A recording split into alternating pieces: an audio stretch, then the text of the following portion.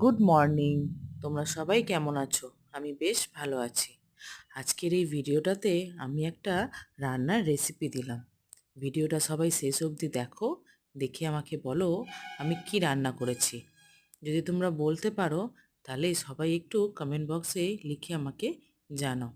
আর আমার এই ভিডিওগুলো যদি তোমাদের ভালো লেগে থাকে তাহলে একটু প্লিজ লাইক করে দিও। টাটা।